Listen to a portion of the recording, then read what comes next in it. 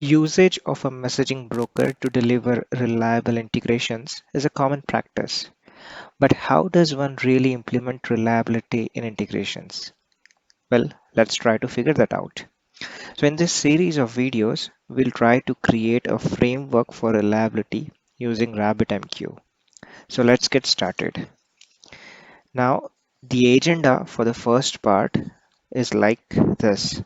We'll start with the basic terminologies in RabbitMQ like exchange, queues, channels, and prefetch.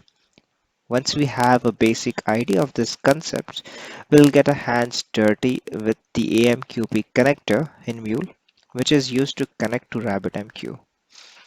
So as usual, the video timestamps are placed in the description below so that you can navigate across the different sections of this video. Now let's try to get an overview of the message flow using RabbitMQ. So we have the following actors. One is the producer, one is the broker, and then we have a consumer. So producer basically produces the message and the consumer has to consume this message. Now they do not communicate directly. Instead, they have a broker. Now broker is RabbitMQ in this case. Now broker has two main elements. One is the exchange and the other one is queue. So every queue is bound to the exchange using a routing key. So this routing key directs the messages from the exchange to a particular queue. Think of an exchange the same way as there used to be telephone exchange in the past. So whenever you had to dial a number, you'll basically enter the STD code followed by the number. So the call gets routed to the exchange, and then the exchange decides based on the STD code and the number where to direct the message or the call in that case. So that's the role of exchange. Now once the message goes into the queue, it can be consumed by the consumer, and a consumer is connected with the queue using channels. So we'll talk about channels and connections in the upcoming slide, but for the time being, just understand that a consumer is connected to queue using channels in a connection. So let's see the flow in action. So here is a message. A producer sends the message. It goes to the queue. Now once the message is in the queue, the broker will push this message to the queue. So what happens is a message goes into the unacknowledged state and then it moves to the consumer. So until and unless the consumer, depending upon the strategy it is using, if it is auto acknowledge, if it is immediate or manual, the message remains in the unacknowledged state. Once the consumer acknowledges the message gets deleted from the queue. Now what if the consumer does not acknowledge the message or some error occurs at the consumer's end? In that case, the message remains in unacknowledged state as long as the consumer is connected to the queue. Once it goes down, the connection gets closed, the message will come back to the ready state. So that's how the overall flow of a message works in RabbitMQ. Now that we have a fair idea of the basic RabbitMQ flow, let's try to understand the different elements in RabbitMQ. We have exchanges in RabbitMQ.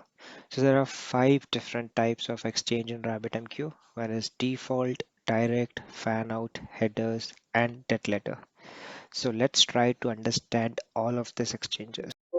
Let's understand the default exchange. Any queue in RabbitMQ cannot exist without an exchange. So it's mandatory for a queue to be bound with an exchange. Now, what if I want a queue and I do not want to bound to any exchange? So that cannot happen. If you do not explicitly bind a queue to an exchange, it automatically gets bound to the default exchange. And the routing key for that particular queue remains the same as queue name.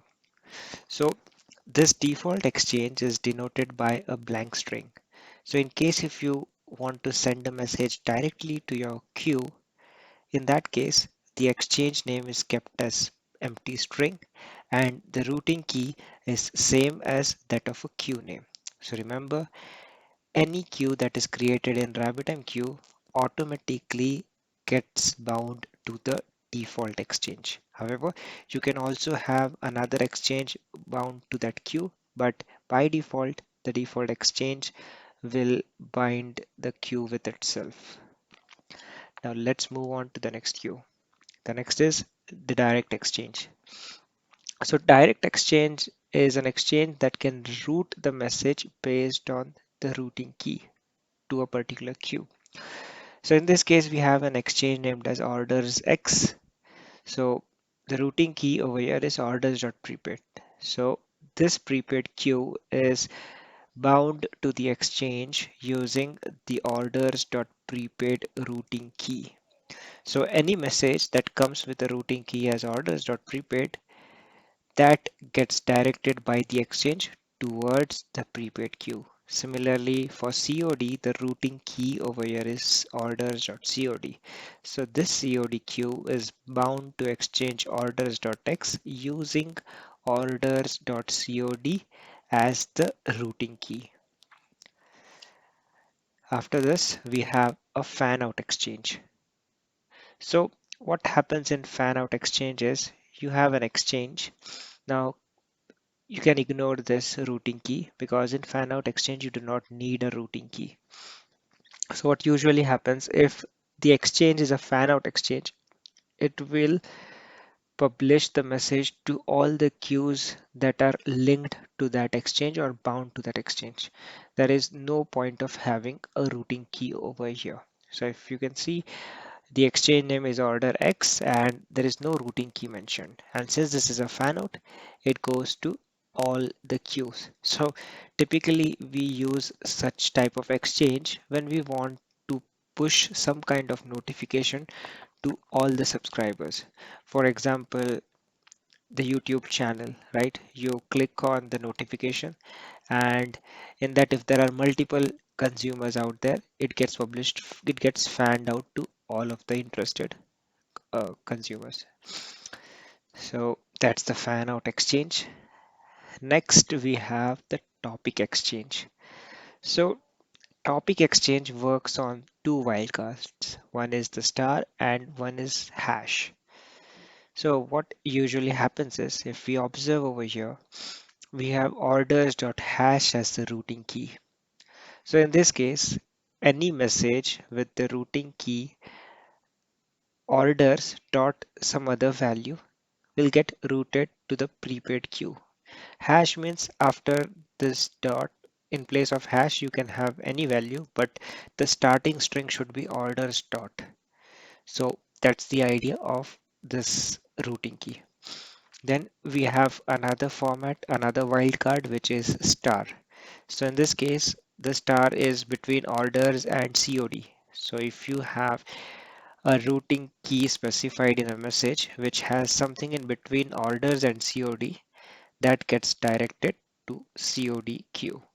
So star means the anything, any string before the star and after the star should be exactly the same. So this anything can come in between in this place of star, but the first starting string and the ending string has to be orders and COD respectively. Then in the same manner, we have this hash. So if the routing key has orders dot cancel and then there's any other string, it gets moved to the cancel queue. So in this manner, we can use a topic exchange depending upon our requirement. Next, we have the headers exchange. So headers exchange is basically when you want to match all the headers. So for headers exchange, you need to have something called as X match while configuring the queue with the exchange. So if X match is kept as any, in that case, it will match any of the headers that are present in the message. For example, it usually happens like you bind a queue with an exchange, right? So in that exchange, while binding it, you can give a few arguments like all the headers that you want. So you give all those headers, and then you have this, you have to specify the X match headers. So if you specify any, so the queue to get the message to get routed to that queue, it should have at least one of those headers mentioned while binding the queue to exchange. And if it doesn't get routed to that particular queue. When it's all, it means that all the headers that were used to bind that particular queue with an exchange has to be present in the message. If it is not, it doesn't get routed. So that's about the header exchange. Now the last one is the dead letter exchange. So dead letter exchange is used when you reject a message. So in Mule, we have the reject AMQP connector. So basically, you can reject the message if you want it to be routed to the dead letter. So anytime when the message is rejected, the dead letter exchange comes into picture. So for this to work, when you configure a queue, you need to provide few arguments. For example, as specified here, X dead letter exchange. If this argument is provided while creating a queue, in that case, that queue will have a dead letter exchange configured. So in DLX, you can provide your own dead letter exchange that you want to configure. So you have to mention this particular argument while configuring or creating the queue. And the other one is X dead letter routing key. So since we have an exchange, we also need a routing key. So we have to specify this routing key as well when we configure that queue. So now this might be confusing or it might not be making sense to you, but when we do the hands-on videos, in that will configure the queue and will bind the queues with exchange, so you'll get a fair idea of what I'm talking about.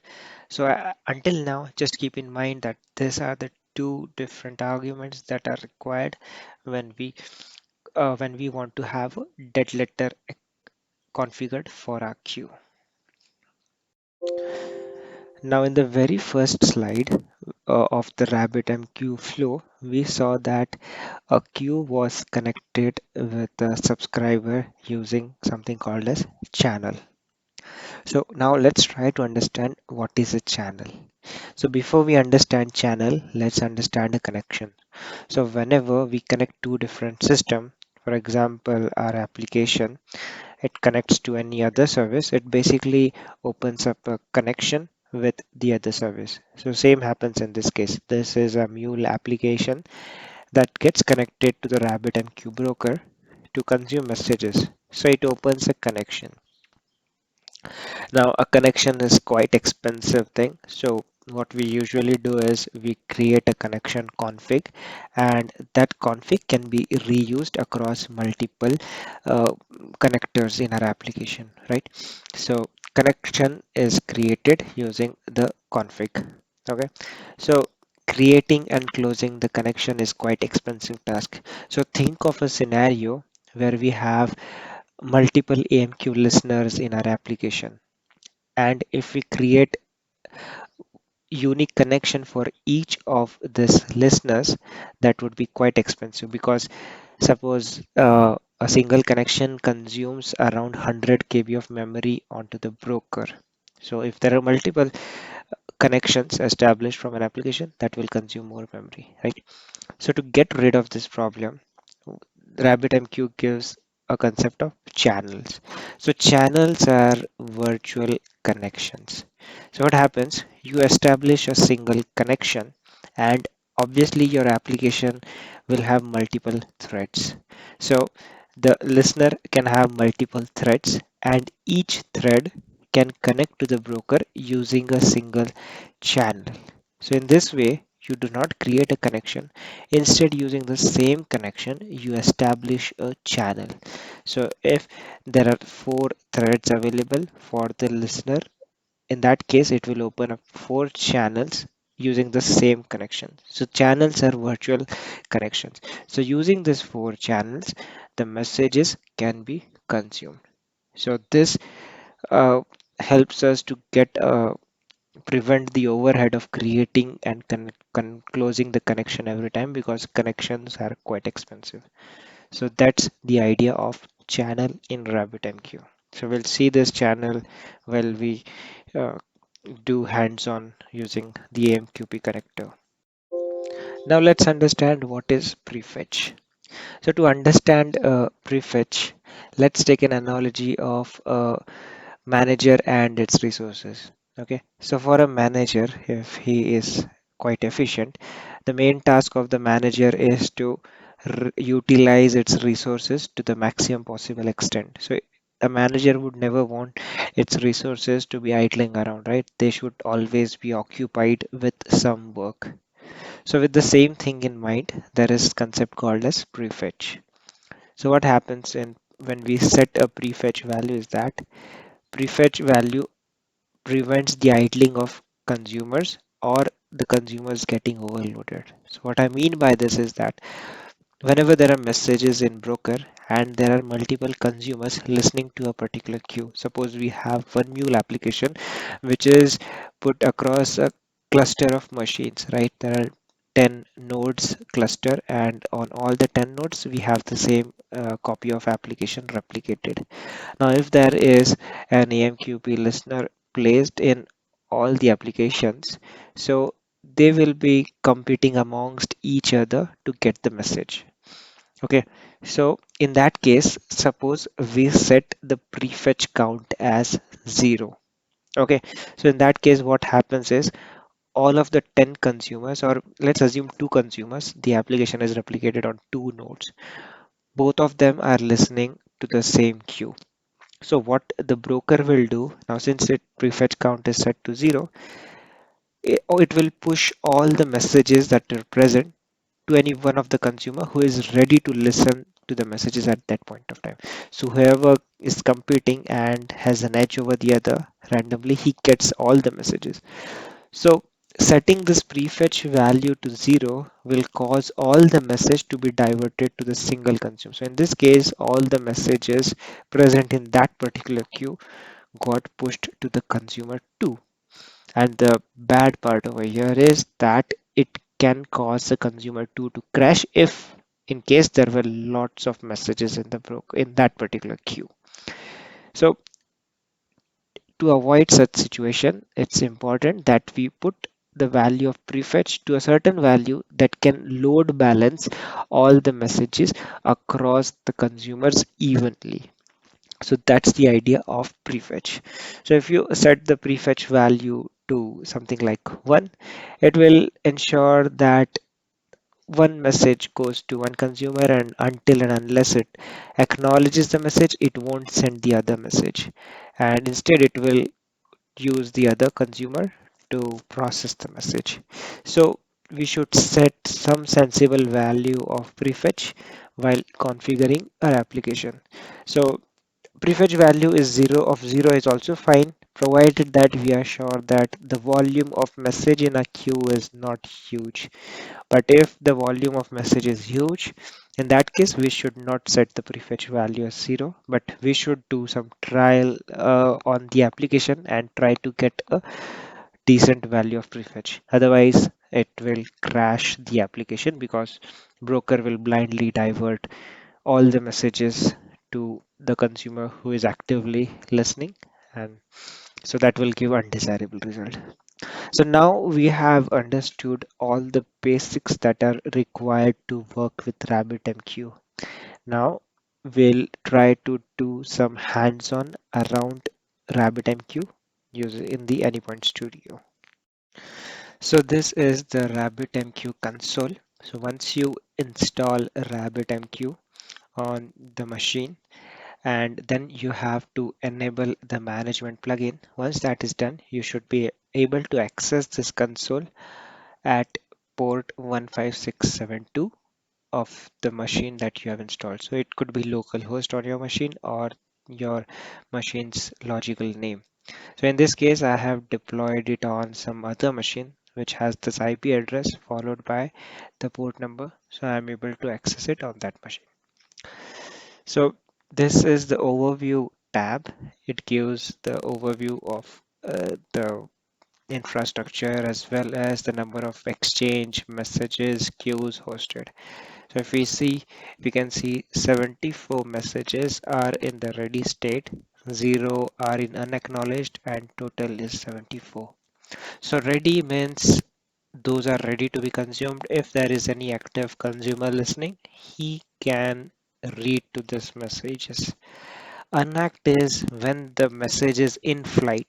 For example, you have an AMQP subscriber who has read the message but not yet acknowledged. So that means the message is in flight and it then stays in an act state until and unless an acknowledged command is sent back to the broker, which is RabbitMQ. And unfortunately, if it is not, then in that case, the message continues to remain in unact state until and unless the connection is reset. So as long as message stays in unact state, it cannot be consumed by any other consumer. So that's the takeaway over here. Then this gives some metric around the publish speed, publish confirm speed, deliver speed. So you can go through this metrics. Now global counts gives the whole counts on that particular RabbitMQ instance. For example, right now the connections are 0 because I do not have any application listening to the RabbitMQ or publishing to the RabbitMQ whatsoever. So it's 0. Channels are also 0 since no subscribers. Channels is 0. Exchange are 30 and queues are 28. So this is the total count of all the vhosts that I have. So RabbitMQ as a concept of virtual host, wherein this is a single host, but in this you can isolate different virtual hosts. For example, you have a requirement of creating a test server and an integration server, right? INT server.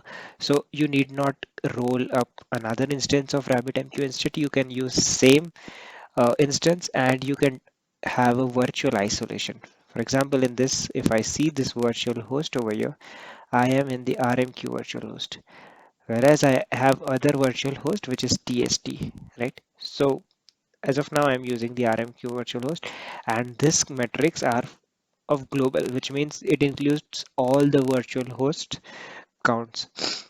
So that's about a virtual host. Now, these are the other statistics, but this they are out of the scope of this video, so we won't dive much into that. Next is the connections. Now, this tab lists all the connections to the broker from any application. Right now, we do not have any, so the connections are 0.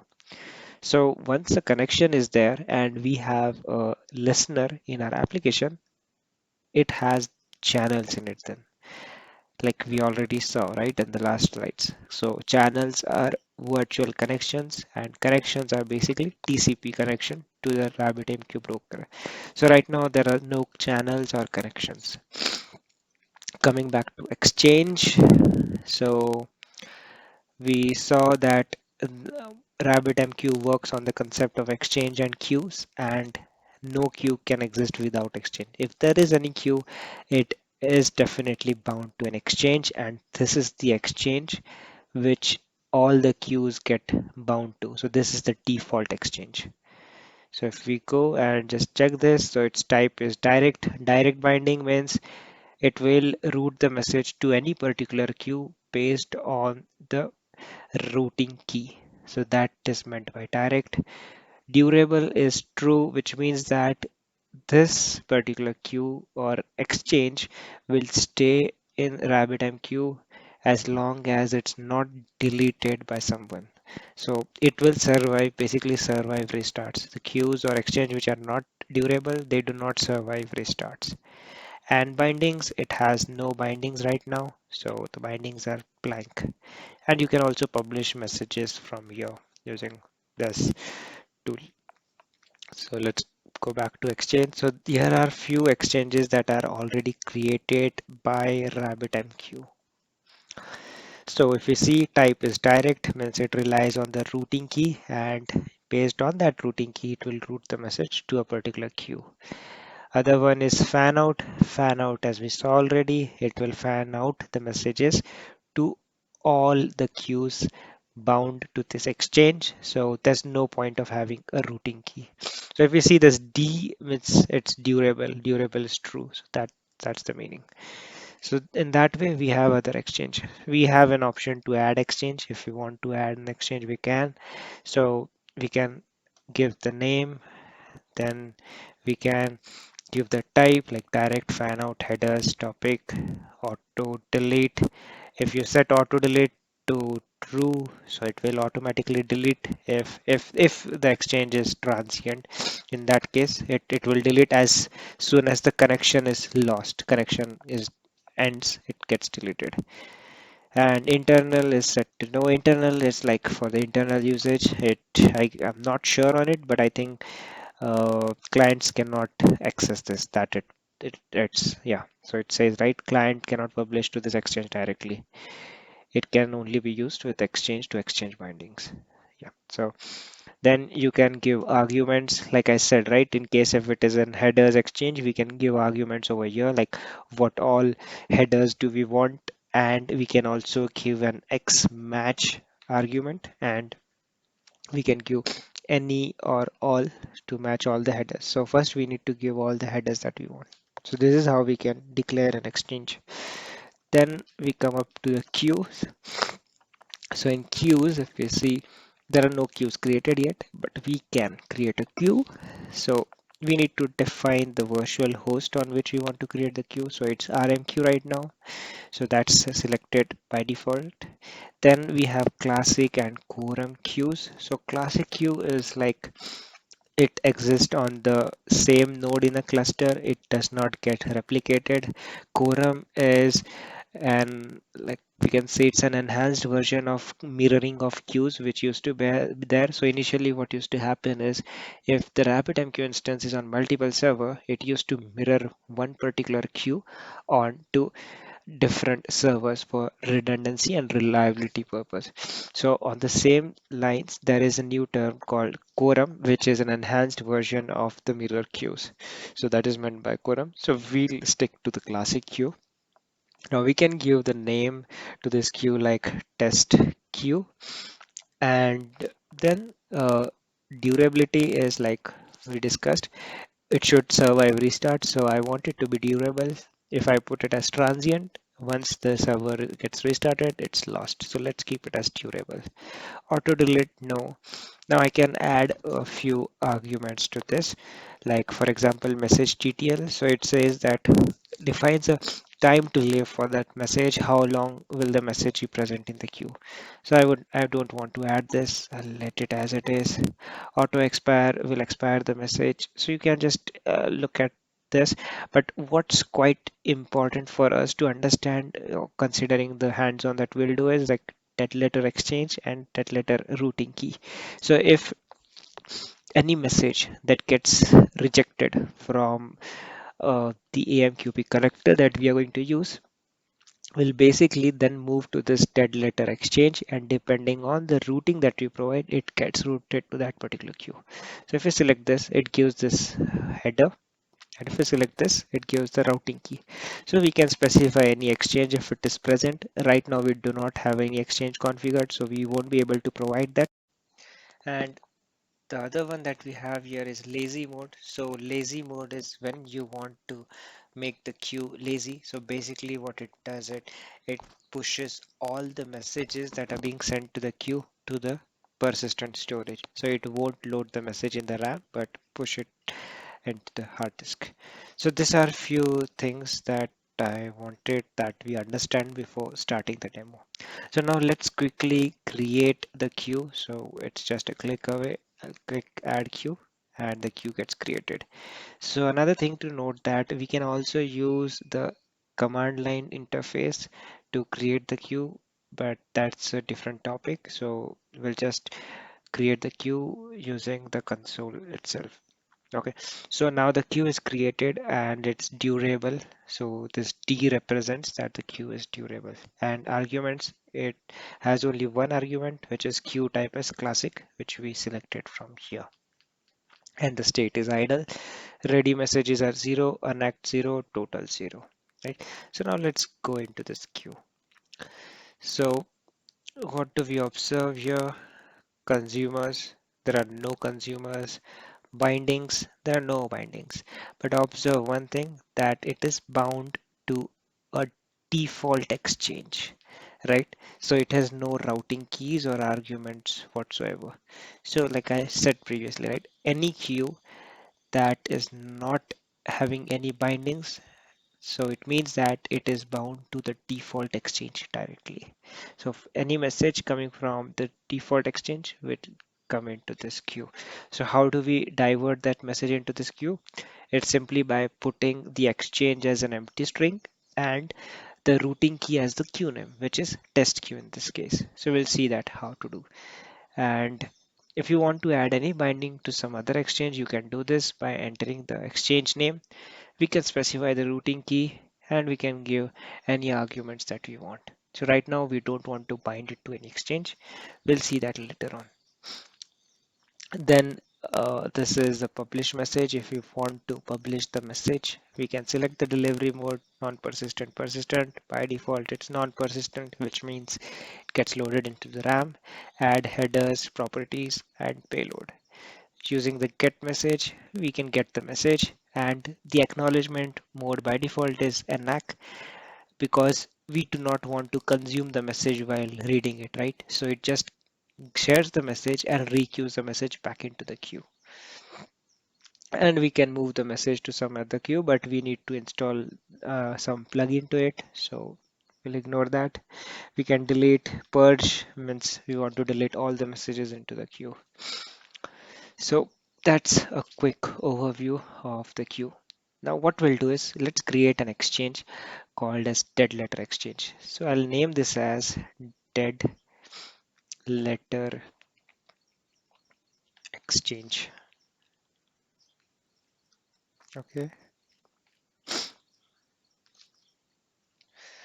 Okay. So I think what I'll do, I'll change this dead letter X to error X. So I'll this will be useful in later part of this video where we want to bifurcate uh, it into two part, like dead letter message to the dead letter queue and poison message to other queues. So let's have it some generic name, which is the error exchange. Okay, type, let's keep it as direct and durability as durable, and let's quickly create this exchange. So we have this error exchange created and it's durable. Now I'll create a dead letter queue. So dead letter queue, and I'll quickly uh, bind this. So let's just quickly create this queue and I'll add a binding to this queue. So it was error hyphen X, and routing key to this should be what I'll do. I want any message which is having the routing key as DLQ should come into this queue. So let's bind this with the exchange. So if we see, we have the binding added. So the routing key is DLQ and it comes from the error exchange. So if I go to this exchange, now I can see the binding is visible. So dead letter Q is the binding, which is rooted with DLQ. Now if I create any another queue, for example, I'll create a demo queue. All right. And I can add an argument of dead letter exchange and dead letter routing key. So if I add a dead letter exchange, which is error X, and a dead letter routing key as DLQ. So in this case, what happens if any message from the demo queue, which is consumed, which is in flight, not consumed, but in flight, and it gets rejected by the consumer, it would be moved to this exchange with the routing key as DLQ. So as we send the message to the error X using the routing key as DLQ, it automatically lands up into the dead letter queue. So that's the overall idea. So let's just create this and it's done now. So if we see, we have things, features different for demo queue. It's durable like all the others, but what's added over here is it has a dead letter exchange, which is DLX. So it's error X and the dead letter routing key as DLQ. So once, if at all any message which is in flight gets rejected, it goes to the error exchange using the routing key as DLQ and it will land up into this queue. So we have created three different queues. So now that we have created these queues, let's try to explore the AMQP connector in. So I have created a demo project to demonstrate the usage of RabbitMQ with MuleSoft.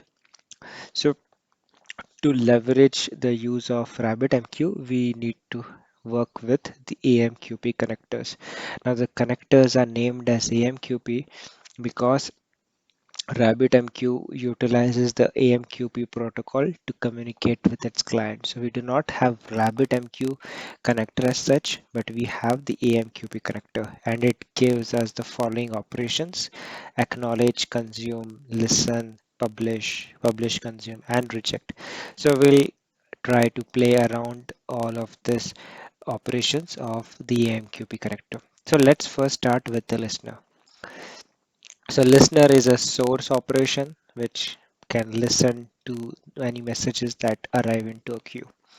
Okay, so let's go to the connector configuration first of all. So if we open this, we can see that we have to enter the host. So this is the host on which RabbitMQ broker is hosted. Port. Now observe that the port for connecting it via the AMQP protocol is 5672. Whereas when we connected it through the HTTP protocol for accessing the management console, it was 15672. Then we have the virtual host. Virtual host is RMQ that we have already seen, and username and password. We are not using SSL, so we haven't checked in TLS or anything of that sort. And the fallback address is like when this above given address doesn't work, and if there is another instance of RabbitMQ to be used, we can give fallback address. Right now we are not interested in it, so we won't give that. Then we have encoding content type, so we can give default content type if we are sure that every time the messages coming from the queue are of a particular MIME type like application XML or JSON. So create a fallback queue. We can create a fallback queue on the listener end or at the publisher end as and when required. Next, let's move on to the consumer. So consumer config, it's immediate by default, then auto and manual. So what it implies is immediate is when RabbitMQ will push the message, and the moment it pushes the message, it comes into the memory of the Mule application and it acknowledges immediately. Suppose if there are 24 messages, RabbitMQ will push all of them and the application will immediately acknowledge irrespective of the fact that the message was successfully processed or not. Auto is when the Mule application itself manages. So in case if the message successfully gets processed through all of the processes in the flow, it will acknowledge the message, and if it fails, it doesn't. And same is with manual. Manual, you have the control on it, like when do you want to acknowledge the message or reject the message. So in that case, you'll have to use the acknowledge connector or the reject connector. So let's keep it as default right now. Then you have the number of consumer. So consumers are channels to be specific.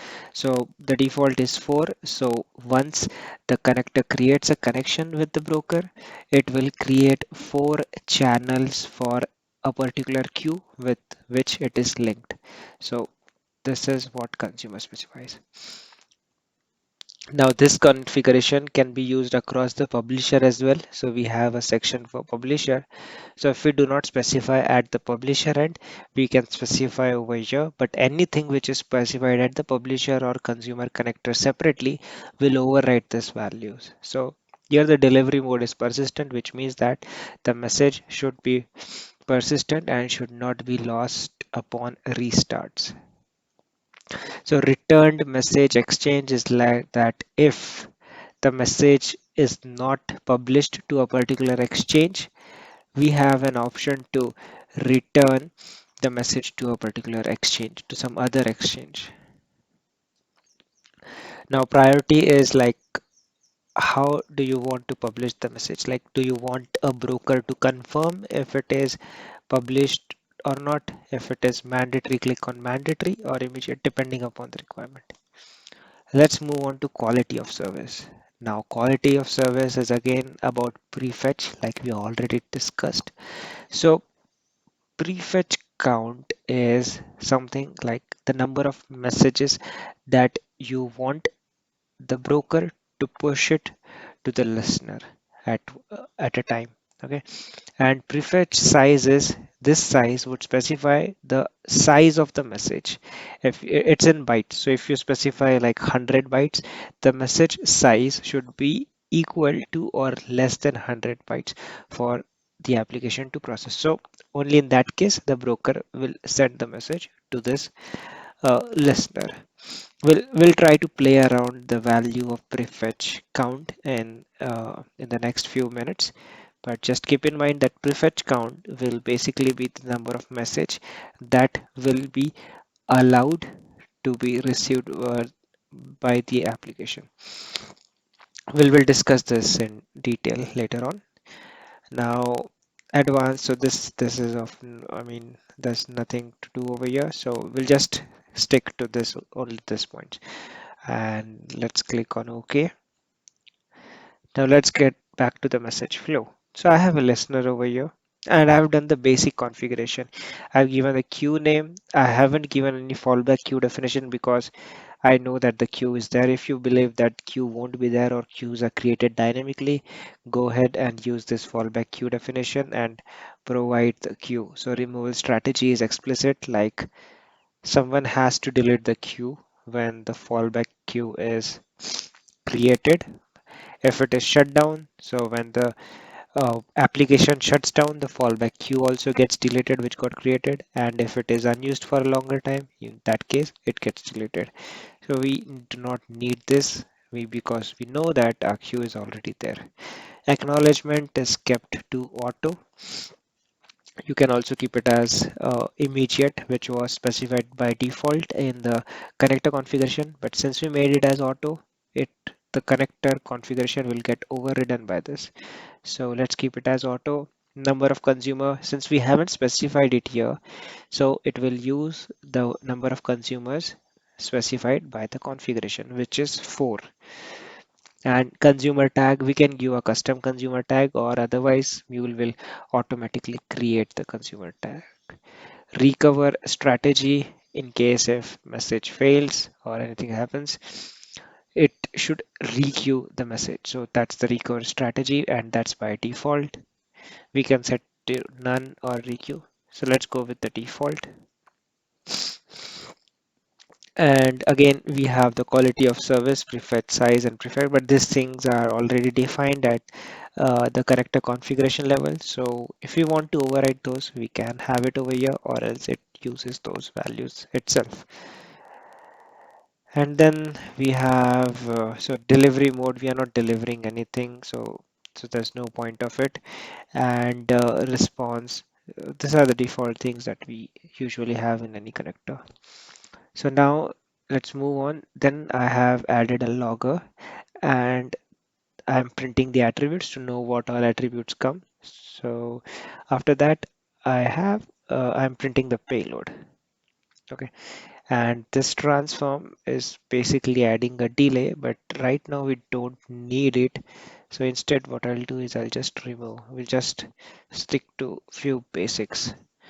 So let's start this application and let's observe what happens.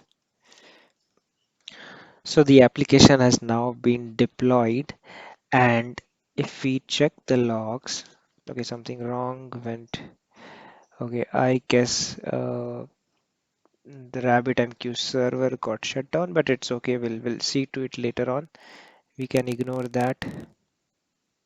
But if we observe the logs, so I see over here started subscription. This is the tag on channel. Okay, so there are four such logs, right? So these are total four logs, and they are having a tag. So these are basically channels, which means that four channels are created. Like I said, we had configured four, the default value at the connector configuration level. So it has created four different channels. All right. Now if I go to the RabbitMQ, I can see that four channels have been created, right, for this particular queue. And let's go to the connections tab. Okay, the server is inaccessible. Let me just, I think that the machine has got locked, so it's inaccessible. All right, so we are back up. So what happened was that since like I said, this particular RabbitMQ server is hosted on a remote machine, and since the remote machine got locked, since it was sitting idle, and it closed all the connections. So uh, all the connections over here were closed, and the reason Mule did not retry because the reconnection strategy was set to none, so it didn't bother to reconnect. So that's the reason we were not able to see the connections. But now we are seeing the connection. A connection has been established. So this is the name. So this is the IP of this machine wherein we are running the Mule application, and it has connected with the username as admin, and its state is running. Protocol being used is AMQP 0.9.1. So that's it. And if we check the channels, we can see that there are four different channels, and all of them are accessing RMQ virtual host with the username admin. So this four different channels are basically four threads on the listener end which are listening. So like I said, connection is quite expensive. So these are virtual connections. One listener is having four different connections in the form of channel. Now, if we go to the queue, test queue, we should be able to see all of these consumers. So we see all of them over here, right? And the prefetch count is 0 since we didn't set it to any value. So the default value was 0. Now, what we want to do is publish some message. So we can directly publish the message from here, or we can go to the exchange.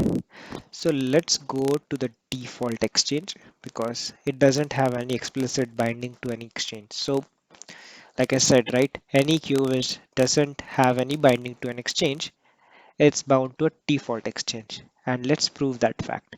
So what is the routing key now? So it should be the name of the queue, the routing key, and the payload can be, I'll add just a simple payload, hello world, and let's see that in action. So let's go to my Mule application, and I see that the message has reached the application via the test queue, which means that the default exchange sent the message to the test queue because the routing key was the name of the queue, and we can see the message over here. So like we printed the attribute, so the attribute is there. We have the acknowledgement ID, so we can use this acknowledgement ID when we want to manually acknowledge. So this is the ID that can be used to acknowledge the message from the queue, and then it gets removed from the queue. And this is the delivery tag. Redeliver is false. Exchange is empty. Like I said, default exchange has exchange is empty string, and the routing key is test queue. So it came from the test queue. And there are other properties, and it has only one value, which is delivery mode, and that is persistent. And then we have the payload. So received payload hello world. All right. So we were able to consume the message. Now the acknowledgement was auto. So Mule automatically acknowledged the message. So if we go back to the queue,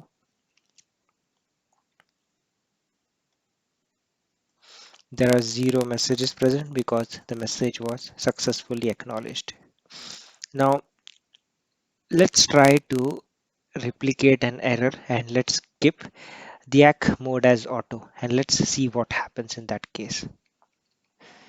So let's add a logger, and what we'll try to do is we'll try to concat null with a string, and that will basically throw an error. So let's redeploy the application and observe what happens. So it's getting redeployed, and I'll quickly push a message into the queue. So that's hello world. Let me push the message and let's see what happens. So if I go back, all right. So if we observe what's happening over here is that the message came into our application, it did the processing, and it failed on the other logger like so because we are trying to concat a null value with string, and the message got requeued again because the acknowledgement mode was set to auto. So what auto did, it requeued the message. So it's getting requeued again and again. So it comes back again, and same process. We can see the message is coming again. ACK ID is changing 1 3, then it becomes 1 4 and 2 2. So it's continuing again and again. So basically, when you set it to auto mode, you do not have control upon the acknowledgement, and what happens is in case of successful transaction, it's fine, there's no problem occurring, it acknowledges at the end of the flow. But if it fails, it requeues the message and there is requeuing again and again, and then that creates until the redelivery attempts are exhausted. So if the redelivery attempts are fixed, are set while creating the queue, it will stop at a certain point, which has happened over here. It's not processing anymore. It tried like maybe 4 or 5 times and then it stopped. So if we go back to the queue, we see that there is no message in the unact state and everything is fine. So that's the story when we make it as auto. So it requeues until it exhausts all the delivery attempts. So you can choose auto based on your requirement, whatever it is. Ideally, it should be manual, uh, or if it is immediate, in that case, you should handle the message. So if you do not want to lose the message, the ball is in your court. In that case, when it's immediate, you have to handle the message and store it in some other queue. So ideally, it's manual, which is mostly used. So that was about the auto mode. Now let's try to play around the prefetch count that we were talking about. So if I set, now let's see about prefetch. So prefetch size is the size of the message that should come into the application. So if this size has to be in bytes. So if I suppose I specify the size as 125 bytes, so the message size should be less than or equal to 125 bytes. Only then this consumer will consume it and the RabbitMQ will send it to this consumer. And if the prefetch count is set as 1, so in this case, what would happen is RabbitMQ will send only one message to all the channels. If this application creates 4 channel, it will send 4 messages at a time to all the consumers, which means that one message per consumers, and that will be in unact state. So what will happen in this case is that 4 message will come into the memory of the Mule application, and then the Mule application will start processing it. So let's see that in action. Let's keep it as 0 prefetch. I'm not bothered about the size. I'll just keep this as 1, and let's see what our observations are. So if we do not do anything over here, just keep it as is, we won't be able to appreciate what's going on. So what I'll do, I'll add a transform message and try to add a delay. So basically what I'll do, I'll just print some message and add some delay like so. Hello world, and let me add a delay wait of like 10 seconds maybe. All right, and this won't work as is, so I need to import. So I'll do import wait from dw runtime, and I guess this should work. Yeah, so the wait is 10,000. Let's go to the console so that it gets redeployed, and it's redeploying the application. Okay, so the application has now been redeployed and we have 4 channels connected. All right. So like I said, we have set the prefetch count to 1. So what should usually happen now is that we should always have 4 messages in unact state and others will be in ready state, because we have 4 consumers.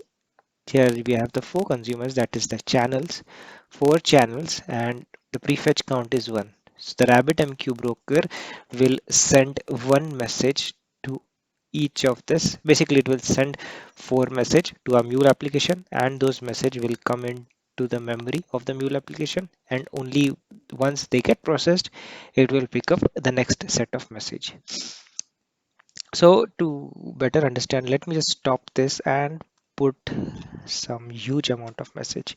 So let me quickly publish this again and again, and let's go to some huge value like 20 or 30. So the messages, okay, we have 24 messages now, and let's run this application now and observe what's going on. So the application is deployed now and we see the messages flowing in. So like I said, each consumer has a prefetch count of 1, right? So we are only seeing 4 messages in unact state. So basically what has happened over here is the RabbitMQ broker is sending 4 messages at a time and waiting for them to be acknowledged. Once they are acknowledged, it is sending the next set of 4 messages to the application. So we were able to see this because we have added a delay of 10 seconds. Had it not been any delay over here, the message would have been quickly consumed. Just to observe that it's working, I have added a delay. So these 4 messages are in unact state, so these are not visible to any other consumer, and it's being processed here, and slowly it will, all the other messages will get processed. So what would have happened if the prefetch count would have been 0? In that case, what would have happened is RabbitMQ would have pushed all the message at a time to our application, which means that if there were 100 message, all the 100 messages would have come to unact state to this application. Now, the drawback of this idea is setting it as 0 is that suppose you have your application clustered around 3 nodes, right? In that case, if you set it as 0 and any one consumer is there, it will receive all those 200 or 400 messages, all of them, and the other one would be sitting idle, would won't be doing anything.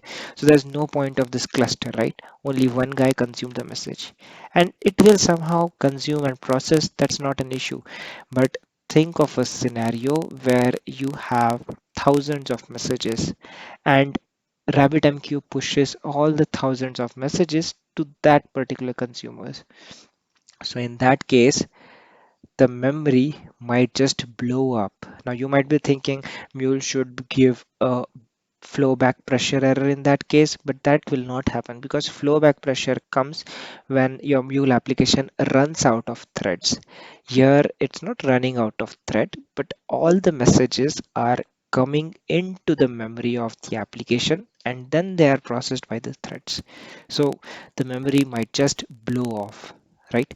So that's that's the reason we should set up some sensible value for the prefetch count rather than setting it as 0. We'll just try to prove this fact by setting it as 0, and I'll just push lots of messages to this queue. I of course won't be able to blow the machine up, because if I blow the machine up, the recording itself will stop. So we won't reach to that point, but at least we'll try to validate our understanding. So once these messages are consumed, let's make some changes around here, and I'll make it as prefetch count as 0, which is by default. If I don't specify it here, it's being taken from the connector configuration, like from here. But since we added over here, it got overridden. So let me just set this prefetch count, shut down this server so that it doesn't instantly reads the message, save it. And now what I'll do is, okay, there are two messages in ready state. Okay, fine. We'll add 20 to 30 messages and let's see what happens. It should get reflected. Okay, we have 29. Let's add one and make it round figure. So we should have, okay, we have 32 messages right now. So since I have set the prefetch count as 0, all this 33 message will instantly come into an act state. And let's validate that understanding. Let me just run this project.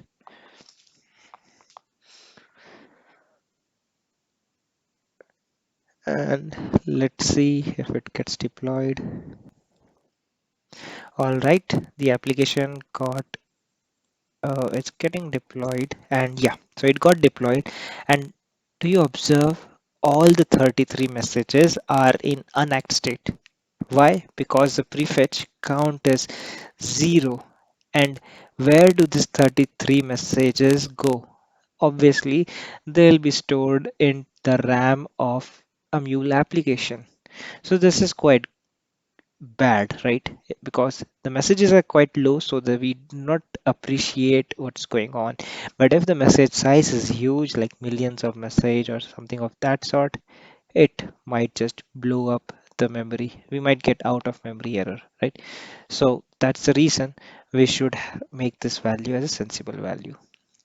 Now, other aspect to this is the acknowledgement mode. If the acknowledgement mode is set to immediate, it's not going to have the prefetch count is not going to have any effect.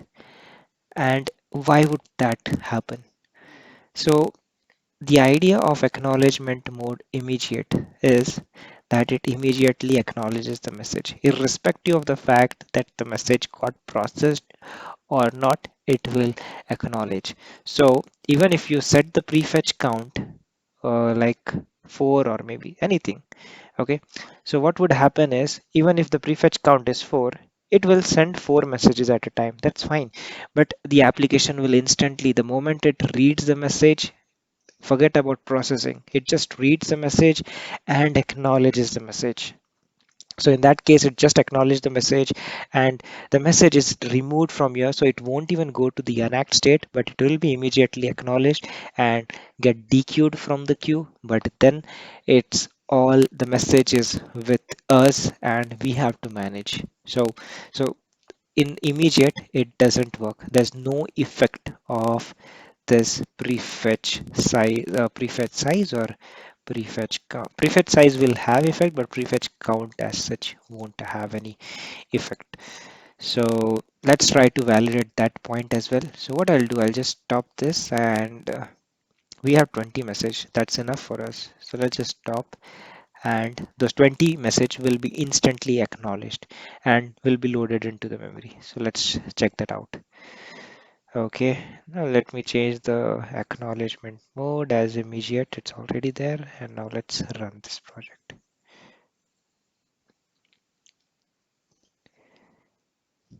Right, we have 18 messages in the ready state.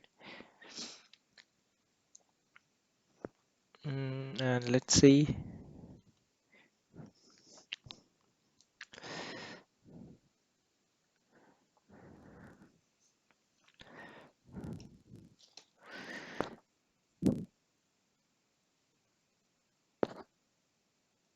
It's taking some time, but it should immediately this 18 will get removed, and all the metrics will move to 0 because we acknowledged immediately.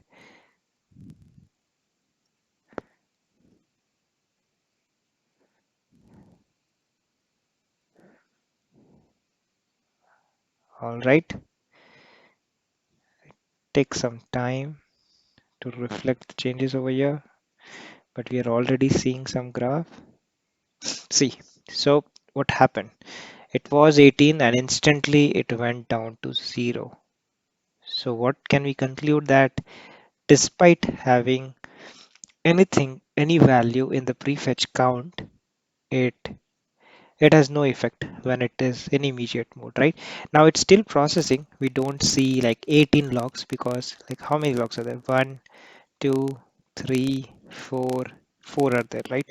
It's because we have added a delay. So three messages, so like around 15 messages are still in memory, but they are deleted from the queue. Now this is quite a huge risk because now we have the messages in our control and we have to take care. If there is any failure, we have to work out that message and push it to some other queue. But if there's huge amount of messages coming, it might blow up the memory.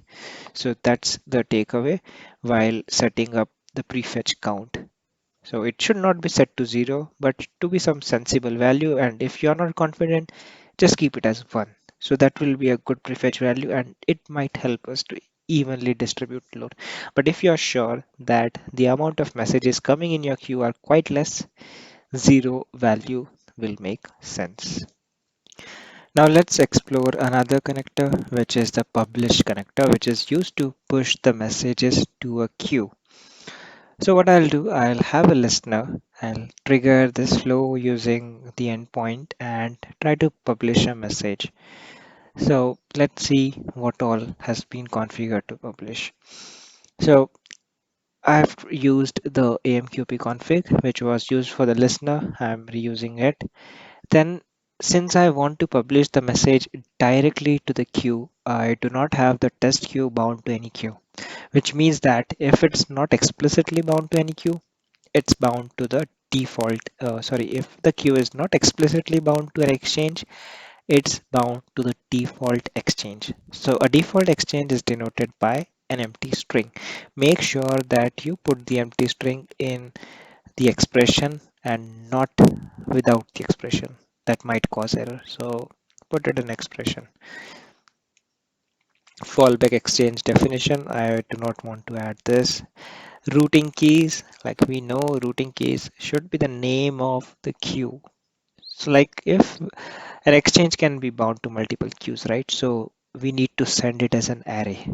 So you just put the routing key as the queue name inside an array. And if you want to push it to multiple queues, just separate with the comma and add the other queue name. So that's it, what has to be done to publish the message. Now let's run this application and see what changes do we observe. Right now, our queue won't have any consumers. So if you see, we do not have any consumers. No consumer means no channels. Okay, the server went down. Let me just restart it. Okay, the server is back up and we see in channels since there's no consumer, no channels, and no connections. So what I'll do, I'll run this application. Let's just run it. Also remember that if we have two AMQP configuration, we'll have two connections created. So try to reuse the connection as much as possible because every connection consumes resources, right? So reusability is the key. So let's wait for this application to get deployed and let's see what changes do we observe in the queue. Now, as opposed to the previous demo that we saw, we do not have any channels established. That's because we do not have any listener which is listening for message. Only the listener creates channels with the queue so that the queue can push the messages as and when the messages arrive. So we do not have any uh, channels established. Let's go back to the queue and see. So we do see a connection that has been established because we had a configuration, right? So the Mule runtime starts up, creates a bean for that config, and that config gets us a connection which is managed by Mule. So the connection has been opened and it's running. In the channels, we do not see anything, and even in queue for test queue, there is no consumer, so it's all blank. Now let's try to push a message. So what I'll do, I'll just call localhost.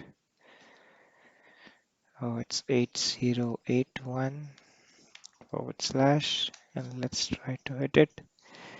All right, I think we should have one message in the queue.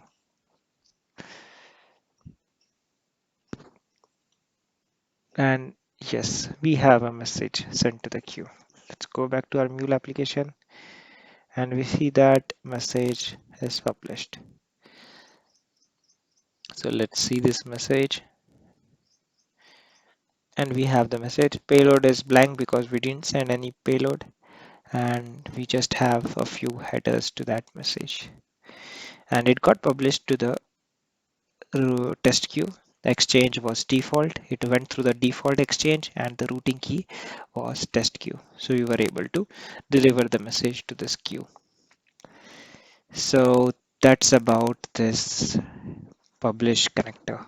Now let's see if it supports transaction. It does support transaction, but let's just validate the understanding. So I'll add a try block and just put it into the try block. All right, add a logger.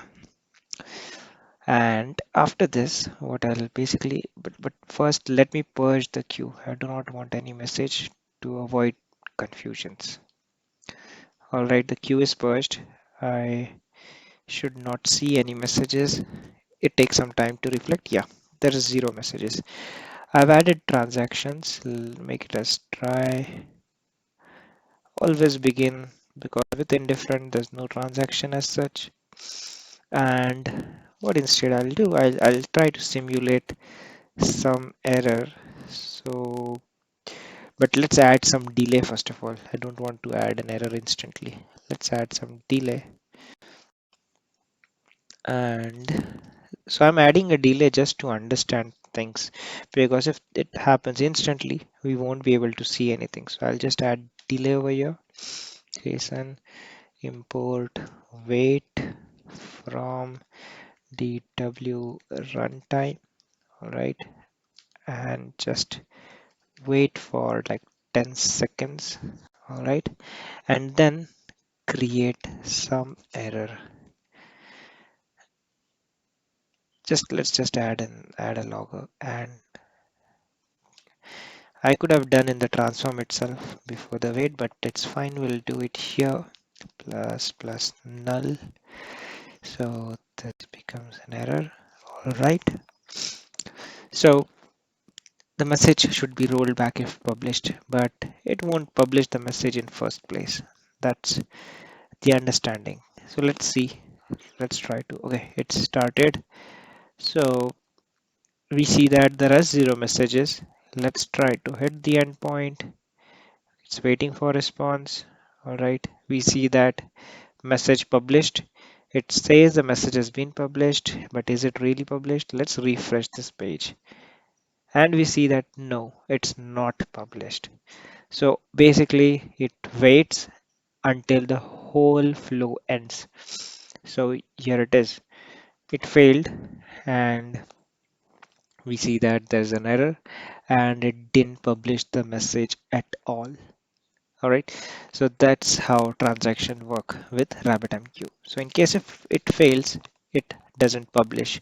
It doesn't roll back as it happens in DB, wherein it runs the query but does not commit. Here, it happens in similar manner. It doesn't even publish the message. So yes, that's the understanding. Other understanding was that no consumers are created in case of publish. Consumers or channels are created when there's a listener present. Now let's try some other connectors or operations for AMQP. Let's go and check what all operations do we have. Now let's try to use the ACK, and then we'll use reject. So first let's try with ACK. So we need to have back the original flow that we created wherein we had listener. So let's quickly bring that up. So now let's bring, I have brought up the previous flow, and now let's use this ACK. So ACK operation needs ACK ID. So we had seen that in attributes, we get something called as ACK ID. So let's just use that attributes dot. It gives us all the properties. So we need this ACK ID. We are good to acknowledge the message. But before we do that, we need to make this ACK mode as manual, because if you do not do that, you'll get an error, possibly saying that the message has been already acknowledged or the channel is not available of that sort. So, all right, the application is getting auto deployed. Let's go back and we see that the channels are started, right? So if we go back to the queue, we see all the channels created with the prefetch count as 2. That's fine for us. Now let's publish the message and see if it gets acknowledged. All right, we are publishing the message here. Publish it, and let's see the logs.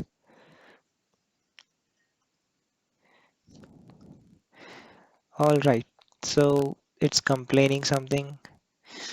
It says an error occurred while acknowledging the message. Okay, the channel for manual acknowledge was not found. AMQP deliver tag was not found. So it's possible that the channel was already acknowledged. So maybe there's something wrong with the configuration. Let's move back to the configuration and check what's wrong. So there was some problem with the connection due to which it wasn't able to acknowledge the message. So what I did, I restarted the application again, and now let's see if it acknowledges the message, because we had already set the ACK mode to manual, right? So there was no point of it giving an error, but maybe sometimes the connection gets some problem, like the remote machine blocks the connection sometimes. So maybe that's the reason it didn't work out. Now let's just try it again. I'll push a message again and let's see if it works this time. And it seems to be working, right? We received a message. Let's go back and let's see, it's in unact state because there is a delay of 10 seconds which we had previously. So after that it should, yeah, so it did acknowledge the message, and we see that the message is acknowledged and removed. So that is how you can use the ACK connector to manually, when the acknowledgement is set to manual mode, you should use the ACK to acknowledge it. And the ID can be retrieved from attributes, which is the ACK ID. So that's about the ACK operation. Now let's understand the reject. So reject is when you want the message to be pushed to some other queue, because at that point of time you are not able to process the messages, maybe because of some connectivity error or some business process where you want to pause the processing for some time. In that case, the reject connector is quite useful. So what I'll do is for reject to use, you should have the queue configured with dead letter exchange and the routing key. So for the same purpose, we already have a queue, right? Which is the demo queue. So it has DLX and DLK. DLX is the dead letter exchange and the routing key is DLQ. So it's bound to the dead letter queue using the routing key as DLQ. So we'll try to use this demo queue. Before we go, we'll just check there are 0 messages in this queue, and let's go to the demo queue. Now let's link this. All right.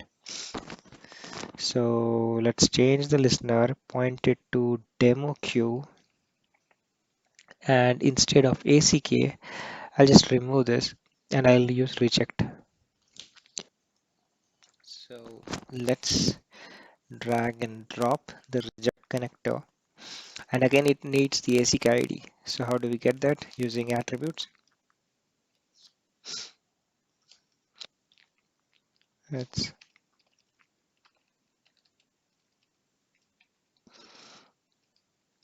all right.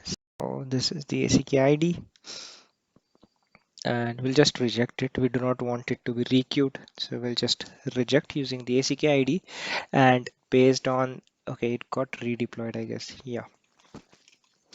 So it has got redeployed. So now based on the routing key and the exchange, the message should go to that particular queue, which is the dead letter queue. So what I'll do, I'll just send a message dead lettered, and let's see what happens. So first we should ensure that consumers are there, which are yes, with prefetch count as 2. So let's publish the message and let's see what happens. So after 10 seconds, the message should be present in the other queue. Let's go to the other queue, which is dead letter queue. The message should come here in a moment. Okay, let's wait. And we see that the message has come into the dead letter queue. Let's just get the message, and we see the message has arrived. Now observe what changes are there in the properties. Previously in the normal queue, we do not have all these properties. But since this message is rejected, RabbitMQ automatically adds few properties.